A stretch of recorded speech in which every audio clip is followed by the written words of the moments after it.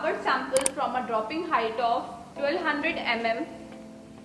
Placing sample on a rigid horizontal dropping surface for flat test. Sample number 1.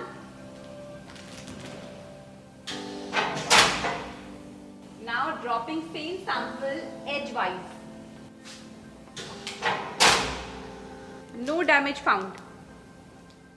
Now testing sample 2, flat drop. Dropping edgewise.